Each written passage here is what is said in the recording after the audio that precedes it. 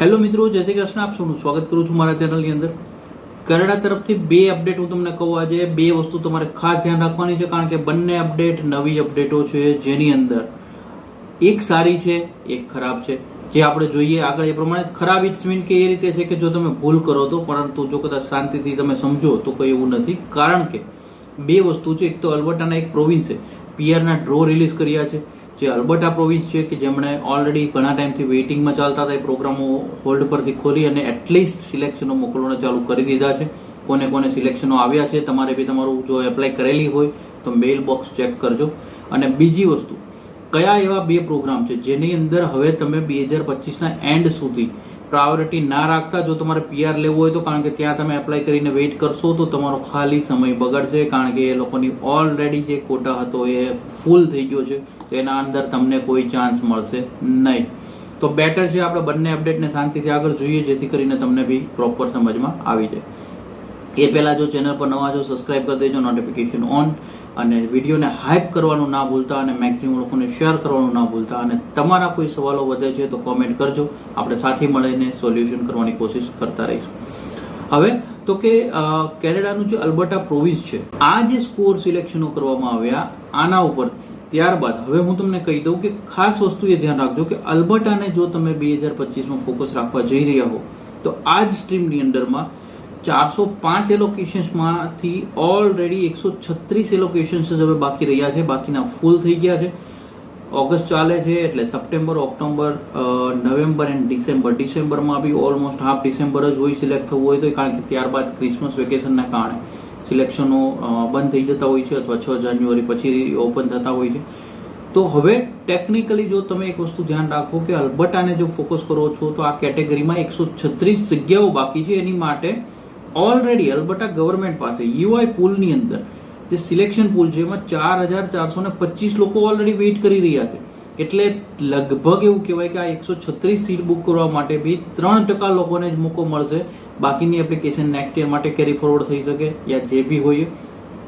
પરંતુ આના ઉપરથી એક આઈડિયા એવો આવે કે જો તમારી પાસે કદાચ આના સિવાયનો બીજો પ્રોગ્રામ ઓપ્શન્સ અવેલેબલ હોય આ વર્ષના એન્ડ સુધીમાં, તો પ્રાયોરિટી પહેલા એને આપજો, ધેન અલ્બર્ટા ઉપર જજો, કારણ કે એને કારણે તમને નુકસાન ના થાય.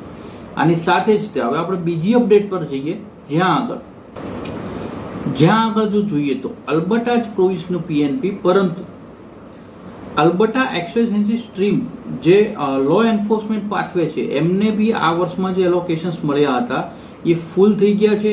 છતાં બી એ જ કેટેગરીની અંદર યુઆઈ પૂલની અંદર અલ્બર્ટા ઇમિગ્રેશન પાસે ઓલરેડી 116 ફાઇલો વેઇટ કરી રહી છે.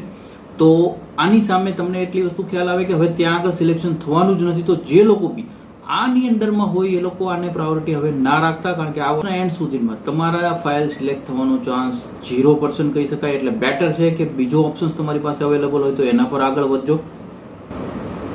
આ બધું જ જોતા જો અલ્બર્ટાની વાત કરીએ તો 2025માં એમની પાસે 4875 સ્લોટ્સ હતા.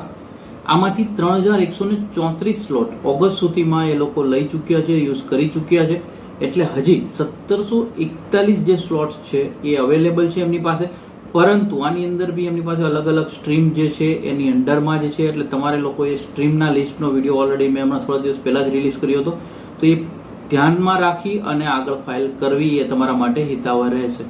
આની સાથે જ આપણે બીજું એક પ્રોવિન્સ કે જે નોવા સ્કોશિયાનું લગભગ થોડા ટાઈમ પહેલા બી આપણે વાત કરેલી, એમના બી ન્યૂ એપ્લિકેશન્સ જે કહેવાય છે 2025ના એન્ડ સુધીમાં, આમના ઉપર રિઝલ્ટ આવવાના ચાન્સ 0.0% કહી. આ જે 2025ના એન્ડની એમની એપ્લિકેશનો છે આમાં સિલેક્શન આવવાના ચાન્સ એકદમ નહીવત તમે કહી શકો, કારણ કે ઓલરેડી ક્લિયર અનાઉન્સમેન્ટ કરી દેવામાં આવ્યું છે કે 2025માં જે લોકોની વર્ક પરમિટ એક્સપાયર થતી હશે, એટલે આના ઉપરથી તમે શું સમજી શકો, વર્ક પરમિટ એક્સપાયર થતી હશે એટલે કે કેનેડામાં હશે એ વ્યક્તિને પ્રાયોરિટી મળશે.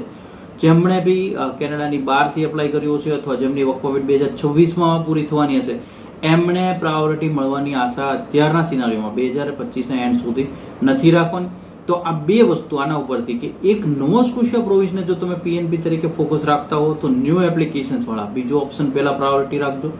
એન્ડ અલ્બર્ટાની જે એન્ફોર્સમેન્ટ પાથવે વાળી આપણે સ્ટ્રીમની વાત કરી એમાં જે લોકો એલિજિબલ થતા હોય અને પ્રાયોરિટી રાખવાની વાત કરતા હોય એ લોકો બી બીજા ઓપ્શન્સને પહેલા પ્રાયોરિટી આપજો. કારણ કે થશે એવું કે જો તમે લોકો આને અંદર એપ્લાય કરીને વેઇટ કરતા રહેશો અને તમારું સિલેક્શન નહીં આવે તો તમારા લોકો માટે જ નુકસાન છે અને તમે રાહ જોતા રહેશો પરંતુ સિલેક્શનો આવશે નહીં. તો બેટર છે કે બીજી જગ્યાએ જ્યાં તમે એટલીસ્ટ ફાઇલ કરશો તો તમને ચાન્સ વધી જાય. અમારી પાસે જે બી માહિતી આવી છે એને બહુ સરળ કરી તમારા લોકો સુધી પહોંચતી કરવાની કોશિશ કરી છે. તમને જો અમારી કોશિશ સારી લાગી હોય એક લાઇક કરી દેજો, વિડીયોને હાઇપ કરી દેજો, મેક્સિમમ લોકોને શેર કરી દેજો, કારણ કે spread education, support education. Thank you so much. જય હિન્દ, જય ભારત.